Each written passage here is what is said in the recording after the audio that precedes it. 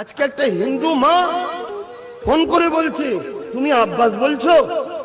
আমি বলছি হ্যাঁ, আপনি কে বলছেন? আমি হিন্দু ঘরের মেয়ে গো, আমি তোমার মা সমতুল্য। আমি বলছি মা সমতুল্য নয়, মাই হন। বলেন কি বলছেন? না তুমি যেগুলো বলছো করতে পারবে তো? আমি বলছি আপনি আশীর্বাদ করুন। এবার এই যে আশীর্বাদ করুন বললাম, একটা মোল্লা শুনে ফতোয়া দেবে, একটা মোল্লা শুনে ফতোয়া দেবে। আরে সে যে ভাষাটা বোঝে সে ভাষা যদি না বলি সে তাহলে বুঝবে কি করে আমার কাছে কি চাইলো?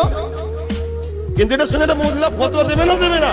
আর যে মোল্লা ফতোয়া দিচ্ছে সে মাদ্রাসার টাকা তুলে খায়, মসজিদের টাকা তুলে খায়, যাকাত এতিমের পয়সা ঝেড়ে খায়, তার বেলা ফতোয়া নেই।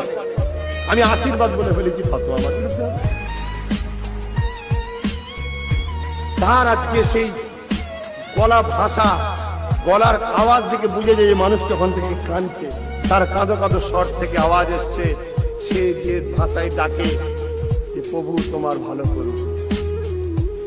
এটা হিন্দু বাবা এসে থরথর করে কাঁপছে লাঠিতে, সেও বলছে একবার আব্বাসকে দেখবো। জলসা থেকে যাচ্ছে অনেক জায়গায়, ঠাকুরমা বয়সী বিধবা মানুষ সাদা কাপড় পরে গলায় জবের মালা লাঠির উপরে দিয়ে দাঁড়িয়ে আছে। পাশ থেকে একজন দেখাচ্ছে এইটা হলো আব্বাস, সে আমাকে আশীর্বাদ করছে। কেন? কেন সবার মুখে একটাই কথা, এরকম একটা মানুষ চেয়েছিলাম যে মানুষটা পিছিয়ে পড়া মানুষের কণ্ঠ আওয়াজ তুলবে। কেন যে আওয়াজ